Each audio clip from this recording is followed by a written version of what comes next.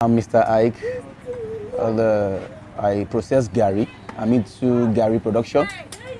And that is what I do for a living. No amount of Gary you take to the market that you won't sell. Because it's a food where the rich and the poor eat.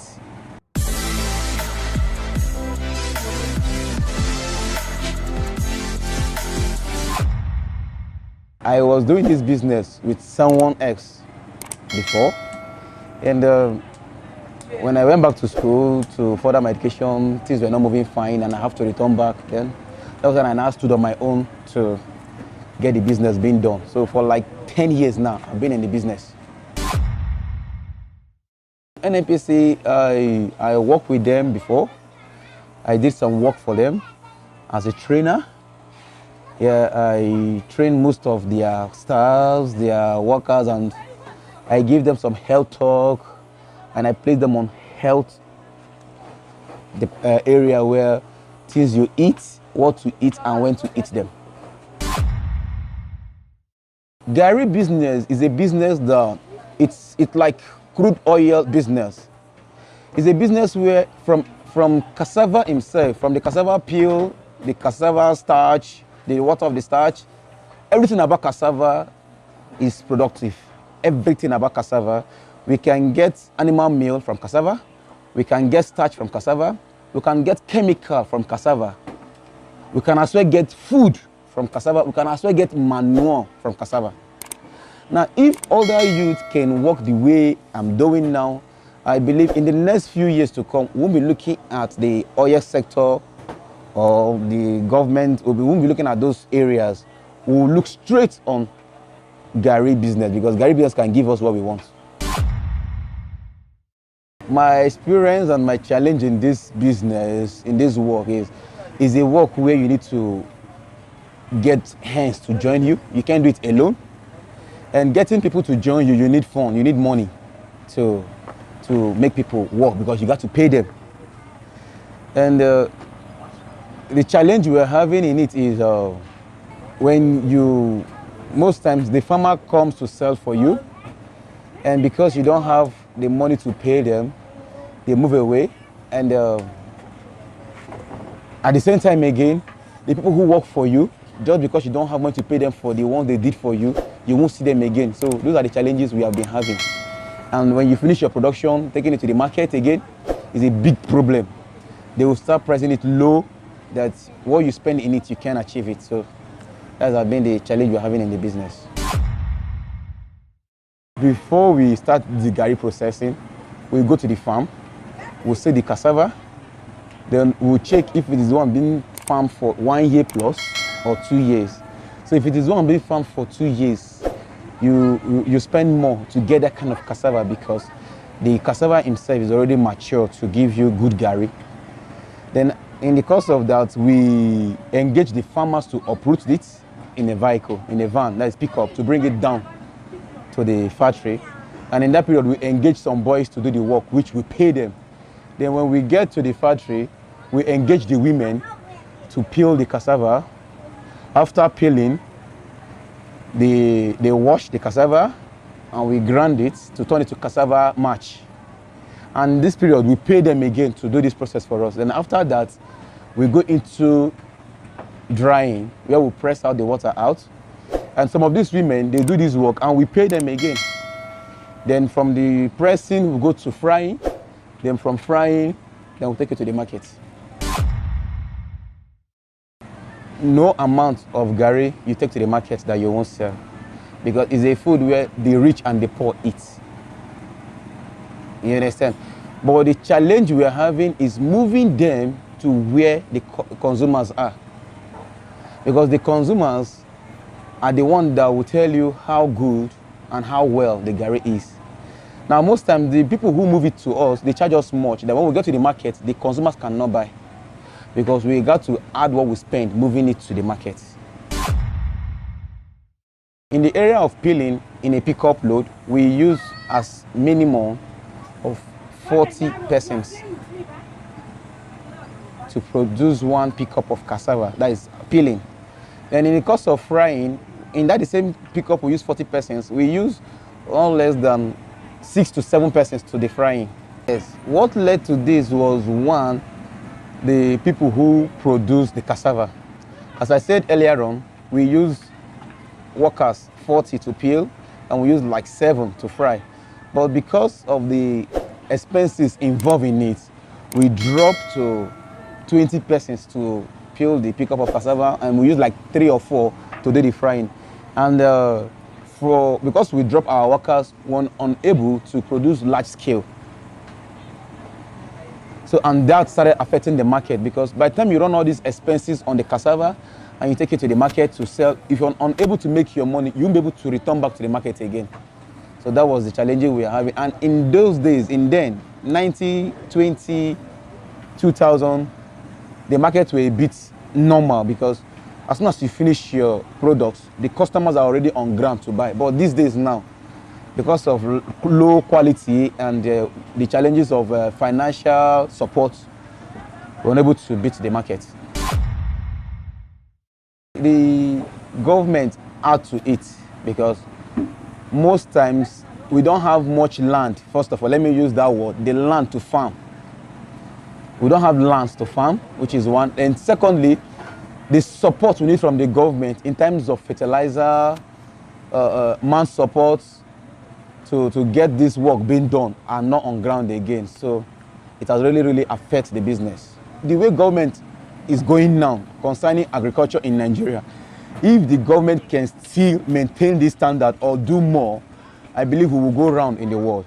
And the economy will boost, because the government has already supported the business. So we will go around. In Ghana, I once had a communication with some guys in Ghana that process Gary.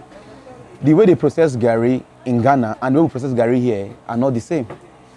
We still, in Nigeria here, I would say 90% of us still produce in local way, using the clay, the sand to mold the oven and a small pot.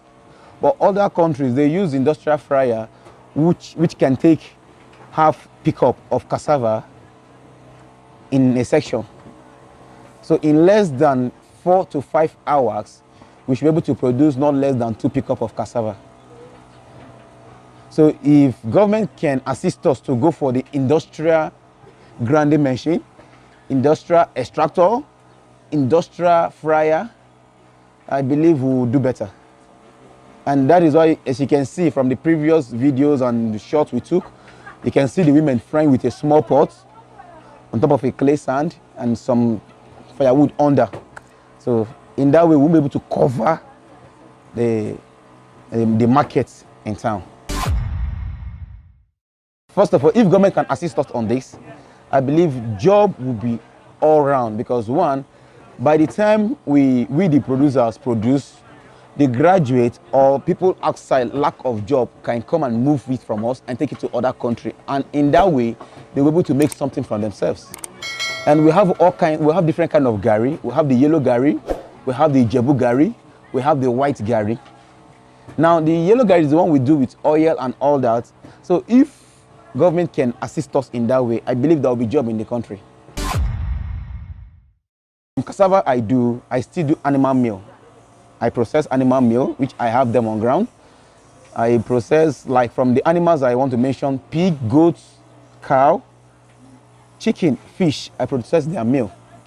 Then I process starch from cassava production, and at the same time again, we still process chemical used to kill grass from the water. That is at the side. Then at the same time again, I'm a dietitian. I do things of health. Those who are on obesity, I work them out. I give them healthy food to eat. And the people that want to share the weight, that want to keep fit, I engage them in one workout or the other. Then those on disabled, on wheelchair, people who cannot walk, people who have some physical challenge, not from birth, I bring them out from it.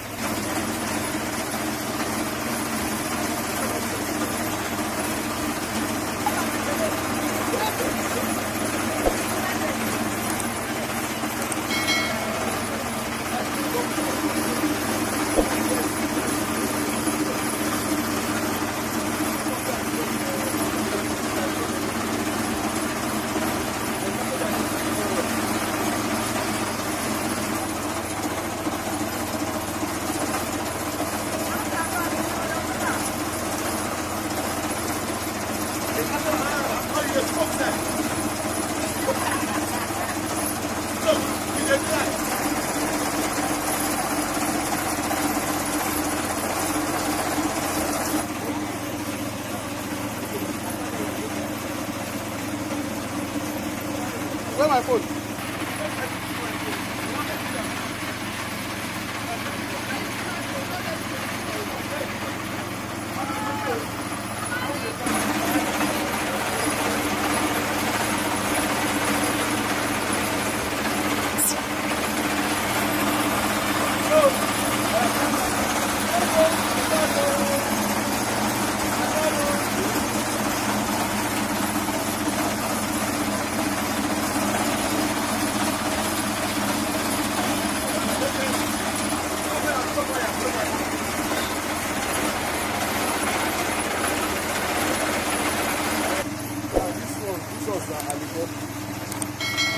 What we get from cassava after the grinding.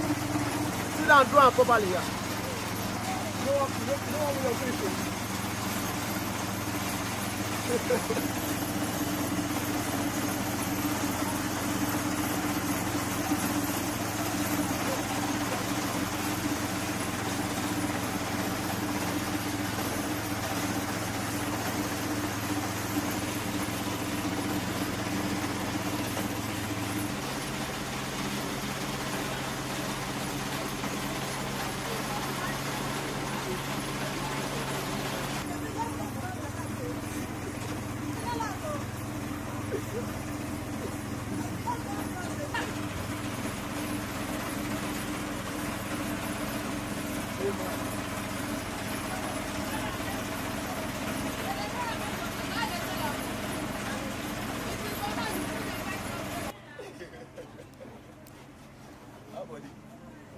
Our family. Now, who's that you come back now? You get one last month. I hope so all is well. But you can't give me one number. Just I lost your number. You can't give me one number. What they call the number? So they call the number. Now you give me later. Just that we thank God. Government is see us small. The government say we know they do Gary, but we see it.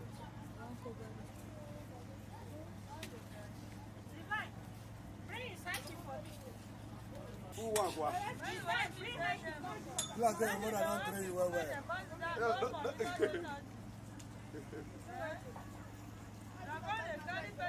Only at the fine. Which money why you don't gather? And this one NNPC staff with you. NNPC staff. When you're picking, I won't marry. Mama, well done, eh?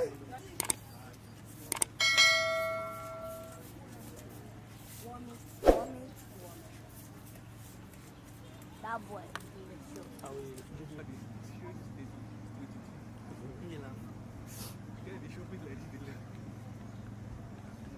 Sir?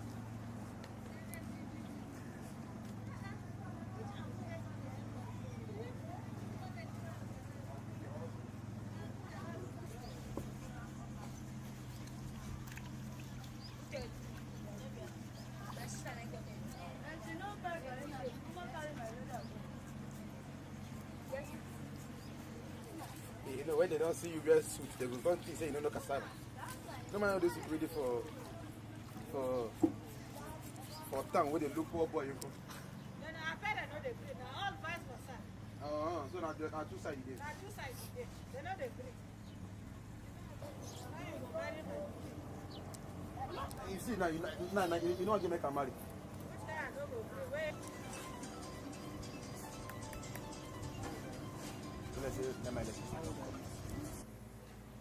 Nice one. You see, that's all. Just Money. yeah.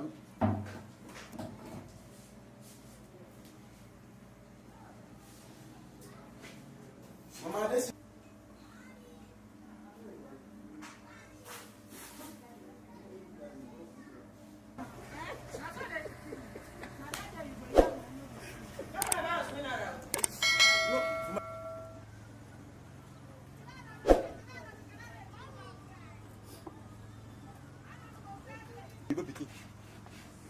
Yo,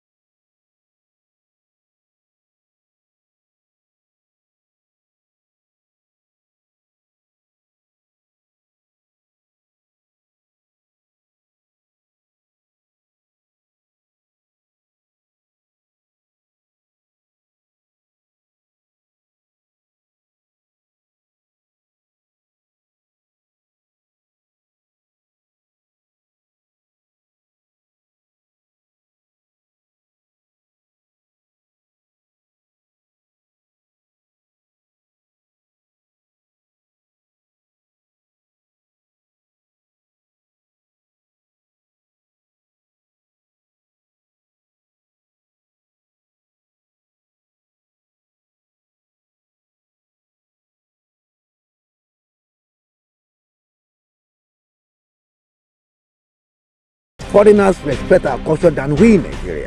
I'm telling you, there's money on this thing than cool oil they are talking about. I'm very sorry to say that, unfortunately, we are killing our history by not exposing our children, by not showing them, by not celebrating our history. A prophet is not appreciated in his own hometown, like they say. We have to do something about it to make us more aware of the beauty of our culture. A lot of Nigerians don't know that this is the center of Nigeria. Somehow, we need to take what we have and sell it. A lot of countries run on tourism. Look at Dubai. You go to Dubai and they take you to desert.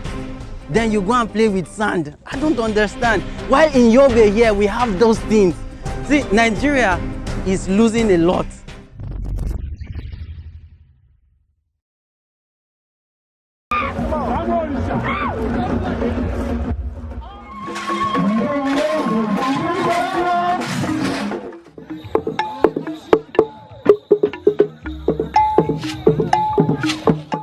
This is a story of Nigeria that is hardly told. It's a celebration of her people, culture, and music.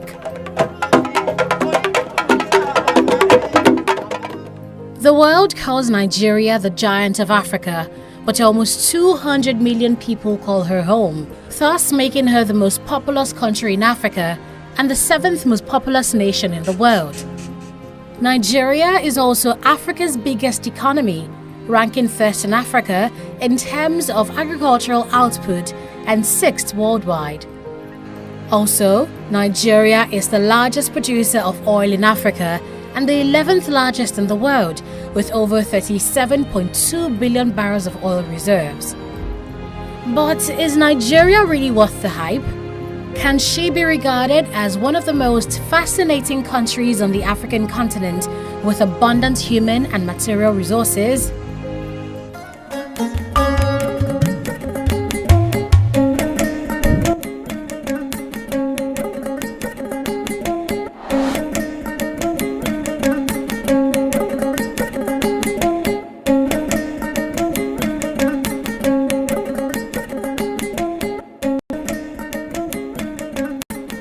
Our journey to unravel Nigeria's rich culture first takes us to Kano, the 2nd largest city in Nigeria. In pre-colonial times, the Kingdom of Kano was an economic powerhouse. Traders were exporting goods like leather, quilted cotton, and dyed fabrics from Kano to northern African countries via camel caravans and then to Europe. It's popularly regarded as Moroccan leather, where leather works by Kano craftsmen exported to Morocco through the Sahara Desert. Hausa at that time was the most widely spoken language in Africa after Swahili. Many centuries later, we've come to see if Kano's economic vibrancy still endures. Stop here is the biggest created in Dawanau, Kano State. The first thing that caught our eyes were the bags. Hundreds of them. And in the bags are all kinds of grains like white rice, brown rice, white beans, soya beans, maize, millets, and several other crops. And it's said that you can find just any type of food here. Dawanau Market was established 34 years ago, and in that time, they've established a reputation that keeps traders coming back. Akwai bambance-bambance masu yawa tsakanin wannan kasuwar da sauran kasuwanni. Bambanci na farko shine kowace kasuwa da take kasar Najeriya idan ta siyo kaya ko an je an siyo kaya, ita wannan kasuwar tamu mai albarka ita ce kasuwar da ake kawo wannan kaya, domin ita ce kasuwar da ta kowace kasuwa daukar baki masu sayan kaya. Shi kuma buƙatar ɗan kasuwa shine idan ya siyo kayansa ya samu mai saya ko ya samu gurin da zai sai da kayansa da sauri. Traders from other African countries and as far as Europe, Asia, and America come here to source for farm crops to be eaten as food or to be used for research. And the trade value of the markets runs into billions of naira every day.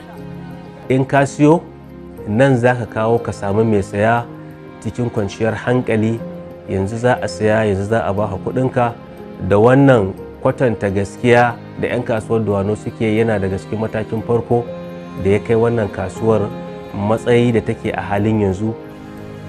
Kano was one of the major powers of sub-Saharan Africa, and not just for economic reasons. Kano has an age-long political history rooted in monarchy. From as far back as the 10th century, Hausa kings had been ruling independent states in Kano, debunking assertions that the people of Nigeria were uncivilized before colonization. To better understand our history, we're about to enter a time capsule to take us many. Welcome to National Museum Gidan Makama Kano, a place that holds answers to questions of the Kano civilization.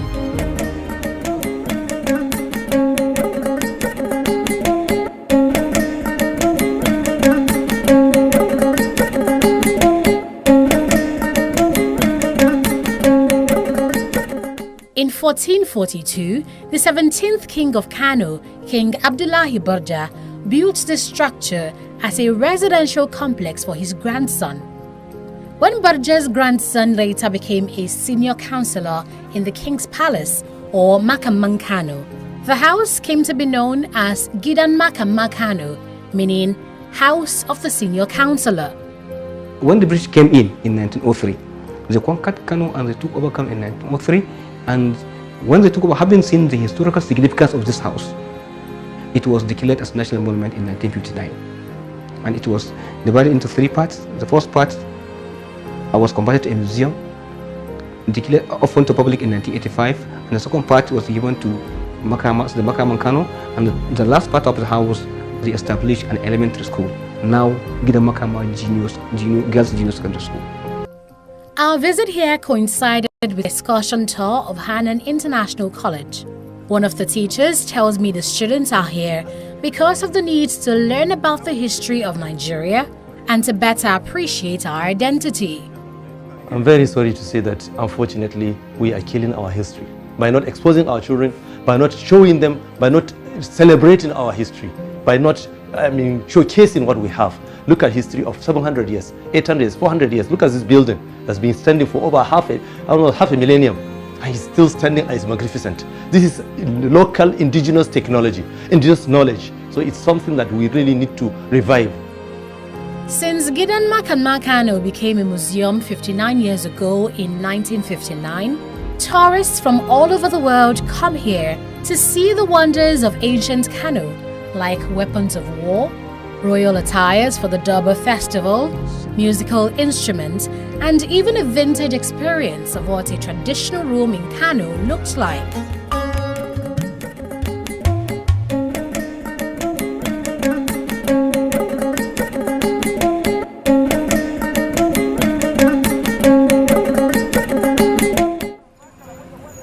Northern Nigeria is a thriving cultural center with practices subsisting many centuries on.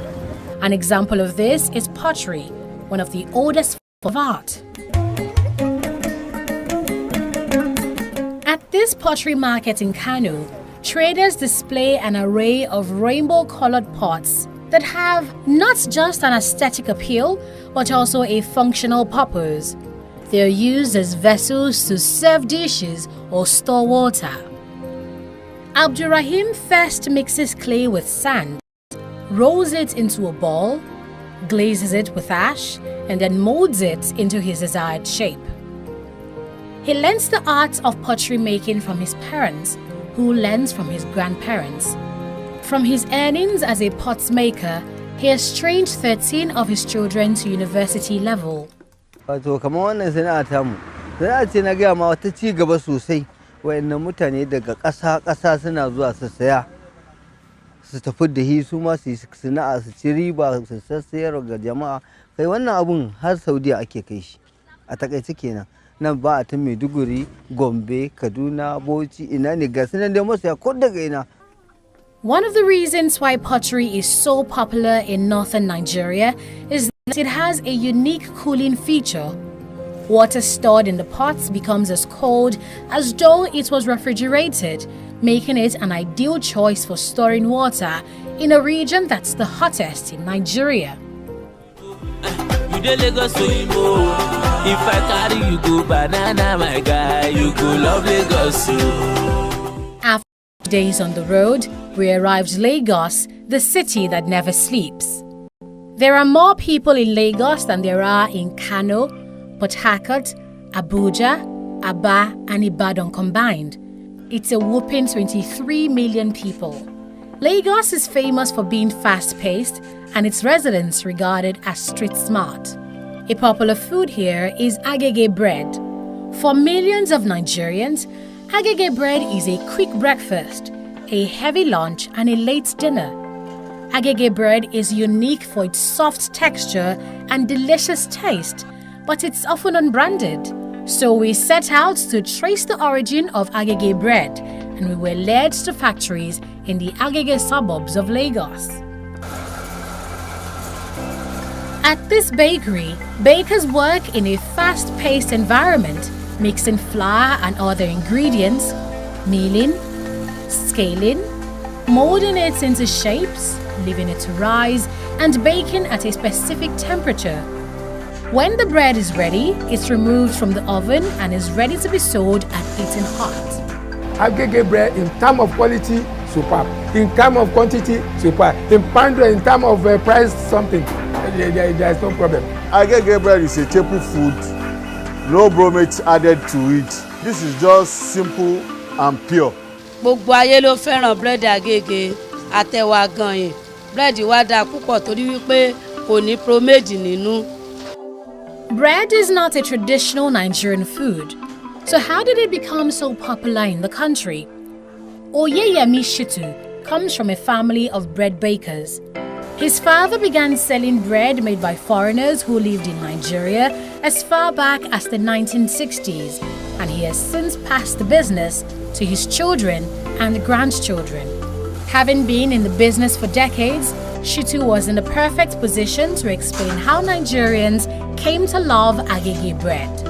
The European merchants, they are coming to the coastal areas, particularly Lagos, Calabar, Port Harcourt, etc.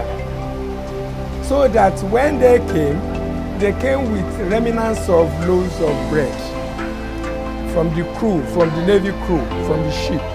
And when they came out, they brought some certain remnants out of the ship. And that is the beginning of tasting or having much knowledge about bread in Nigeria.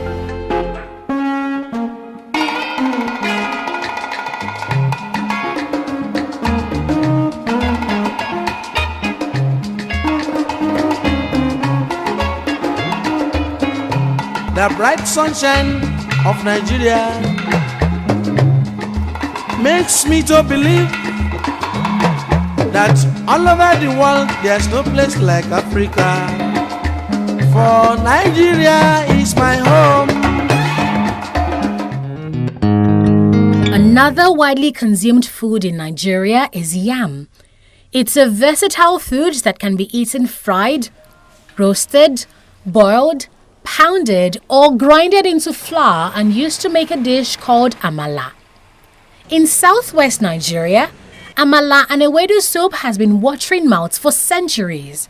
To Nigeria's Yoruba-speaking tribes, amala and ewedu isn't just black dough and a slimy soup. It's a mark of their identity. The food I like very much is amala, to be honest, because there's a special feeling when I'm making amala anyway, so it is just part of me. If you wake me up now that I should come and make amala, I'll just, yeah, let's do it. Because that's one of the basic, major meal that sold me out, especially on the internet, on Twitter, Instagram and the like. So people get to know me because of the amala I make for events. So it is one of the meal I like to make most.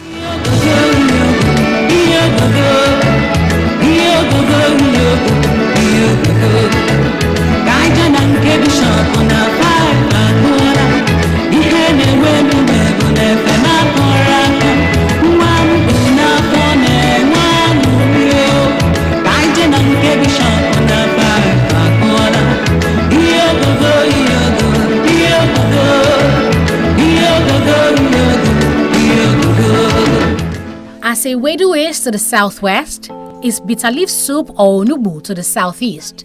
We have now trailed the scent of the local Igbo delicacy to Oraku, a village in Anambra State. Many people here grew up watching their parents plant and sell bitter leaves to earn a living, and today they do the same for their own families.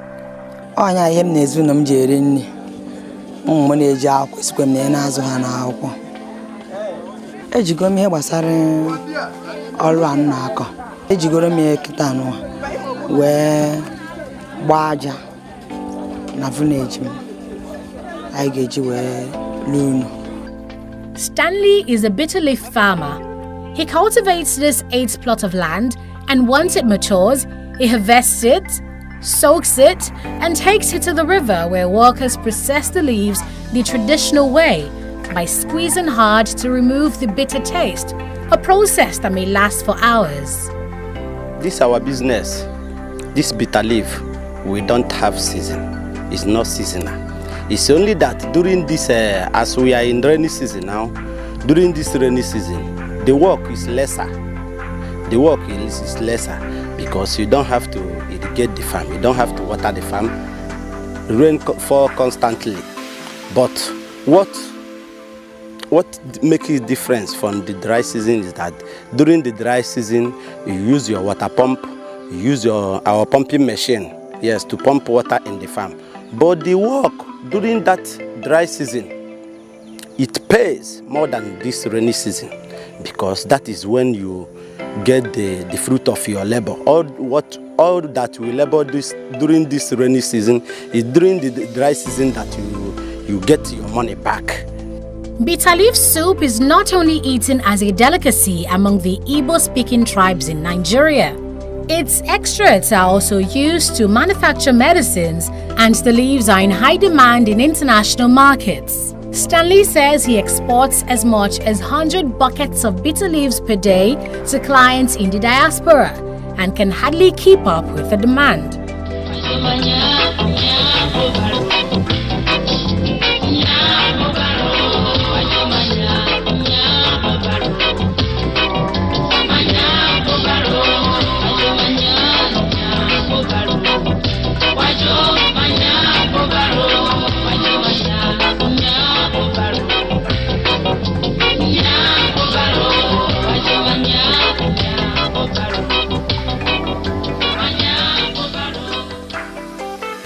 Local dishes across Nigeria vary from region to region, with egusi, ogbono, owo, banga, edikaikong, afang, ewedu, oha, and bitter leaf soups being among the most popular.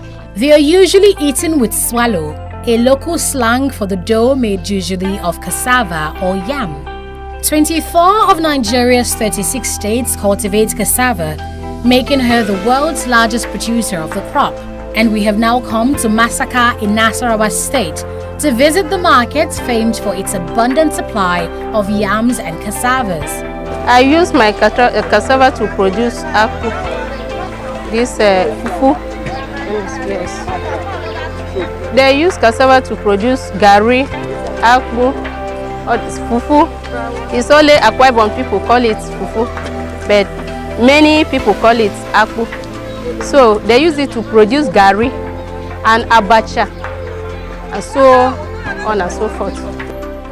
Every Thursday, cassava processors like Ike converge at Masaka Market to buy cassava off farmers.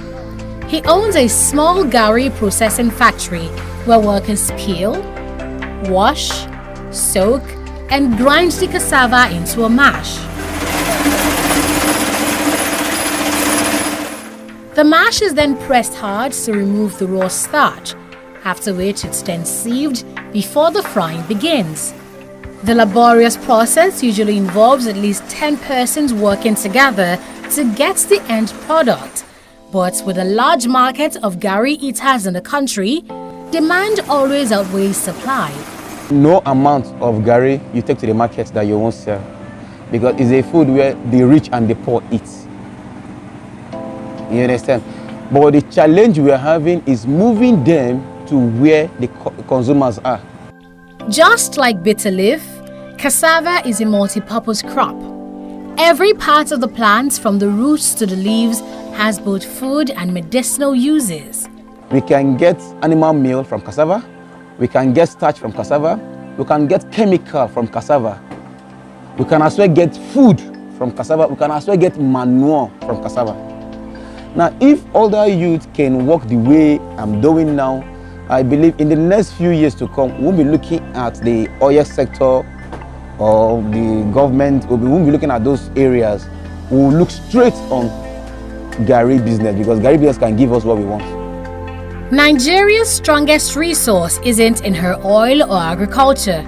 Her economic strength is in her people, the entrepreneurs that keep the system running.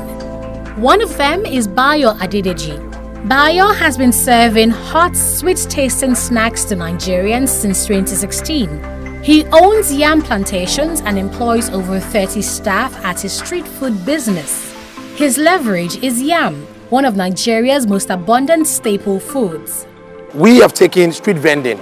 We've taken street vending and taken it to a new level, right? Where we've made it more modernized. We've made it clean. You can look at my staff behind, they're well dressed, they're properly trained, they wash their hands before they touch the food. But basically, we are able to keep street pricing, right, for more hygienic food, and we deliver.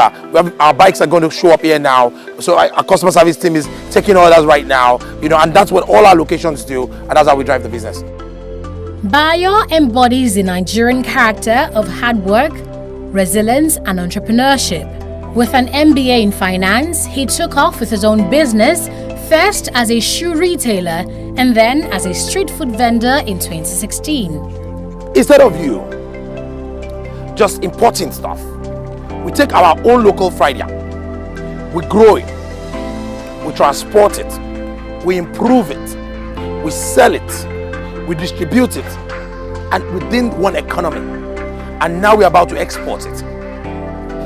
That right there is an economic value chain that Nigeria needs to revitalize its own economy.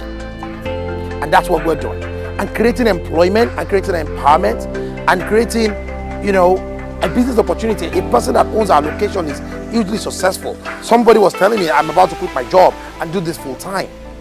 That is amazing. With our bellies full from tasting local dishes across Nigeria, we set out to fill our eyes with the wonders of African art. We've been seated down for so long. We've been fooling around for too long. We've been seated down for so long. I've been fooling around for too long. So long, for too long, so long, too long.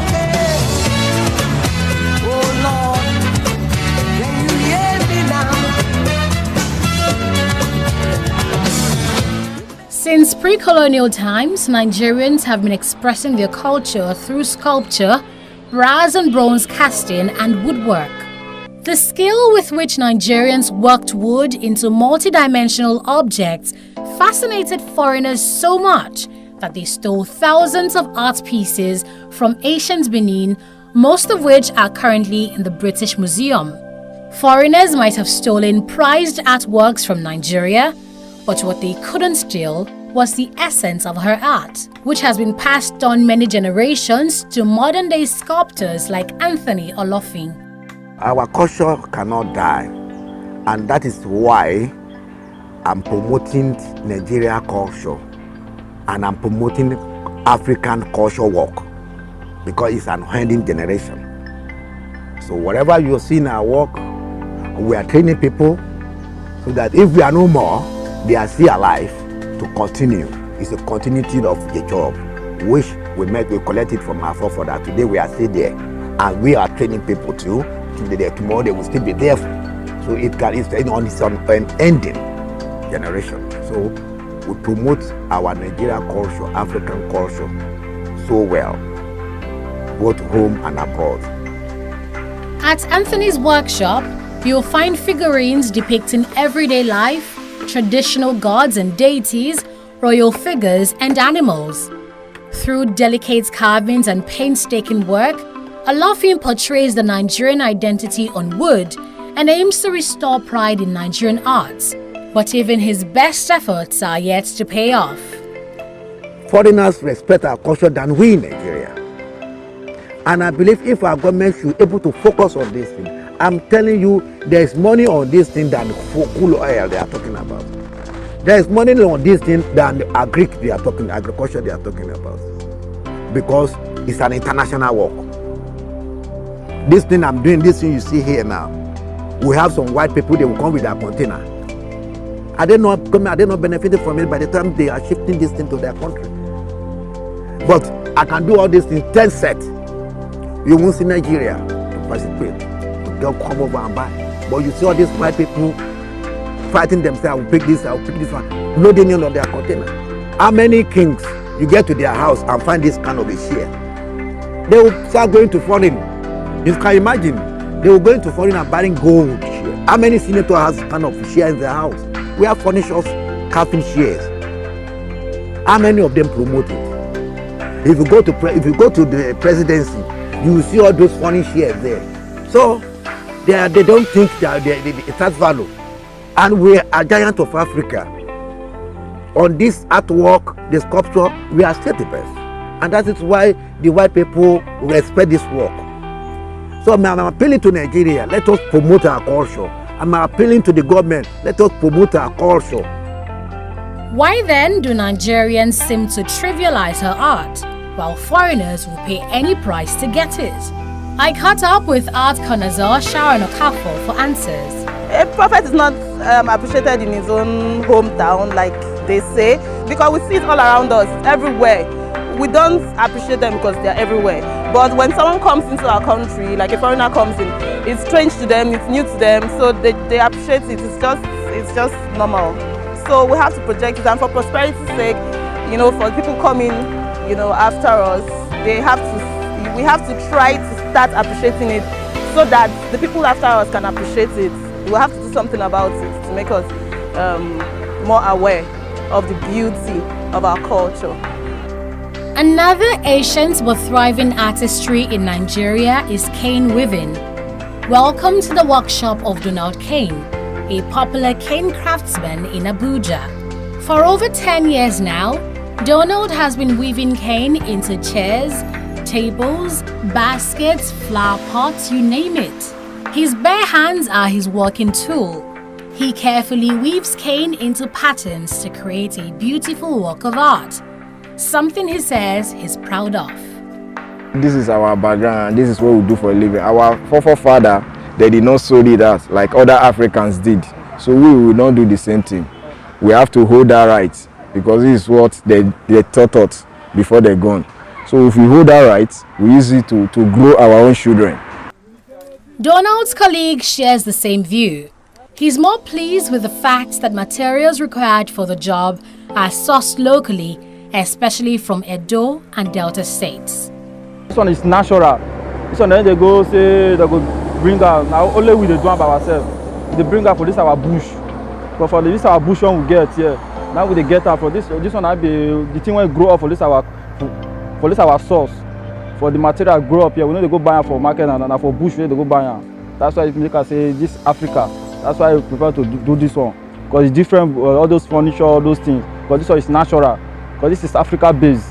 I too like this work because this work they give me joy because I dey enjoy it because the way they do I just be like say me say I be the Africa. That's why me I like the work because it's Africa, it's Africa. Yeah, if you do it, you gonna say yeah this one is really cultural something that you do. So you say you go admire them. Like sculpture, furniture made of cane is in high demand for export. But despite its cultural and economic value, its market potential has not been fully explored. Those are our Africans, they don't use this one. Even in the village, if you go to the village, even the royal chief, most of them don't use this one in their palace. They prefer the king palace. You put upholstery because the first king we have, he said the pride of Africa. So the people that need it, like the Oyibos, they use it in their beach. You understand? And they use it in their tourist center, in their museum. It's a challenge. Why? It's a challenge for the new minister or for the new agricultural minister or for the new science minister.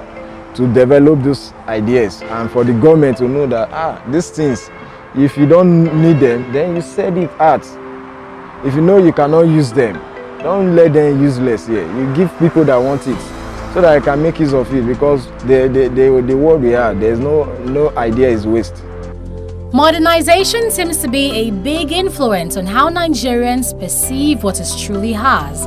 And that's why Buyunuyo is working hard to improve appreciation for the textile art called Adire or tie and dye. I look at everybody and what they wear, and we've been using too much of Western culture, kind of dressing and all those things. So I'm like, why can't we bring our own fabrics, our own idea, our own African art, and put it into what they do over there and make it look like what they do there? And even when they see it, they will be eager to I think we love what these people do. We should try something new. The people of Yoruba land began designing fabrics by tying it and dyeing it with indigo, a natural dye extracted from the leaves of plants. The dyes used these days are imported chemicals, but the art remains indigenously Nigerian. Buyunuyo was excited to explain the process of creating an Adire design. Now, after getting the fabric, depending on the kind of technique I want to use, because the chemicals we use soda, we use sulfites, then varieties of vet dye, depending on the kind of color we want to use. Then we use twine to create the dye resist, that is the time. We use twine to tie. We don't use twine, we use raffia. Then another kind of technique we use is batik. That is the use of candle wax to create a kind of pattern on the fabric. So whatever pattern we draw on the fabric, by the time we are dipping it into the dye, those places where we have the pattern, the dye would not pass through those places. So by the time we finish dyeing and we de-wax the fabric, the pattern is going to show. After we finish that, we rinse.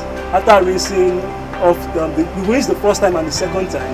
Then when you are sure that the dye is off the fabric, we wash with soap.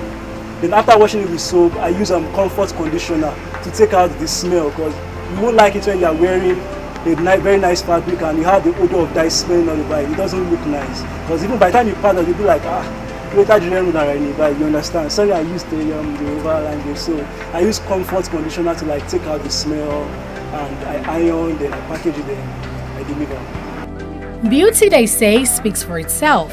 That's why the art of tie and dye has been exported beyond the shores of Nigeria. And to date, Adire remains a vibrant part of the Nigerian culture. Laborers break down rocks to be used for construction. Don't look closer, open your eyes. This is Katampe Hills in Abuja, the geographical center of Nigeria as calculated by engineering company Setraco Nigeria Limited. Locals tell me the hills was formed by volcanic activity many centuries ago, and in 1999, then military governor Ibrahim Babangida officially commissioned it as the epicenter of Nigeria. But there is nothing here to prove its significance except this rusted iron plate on the hill.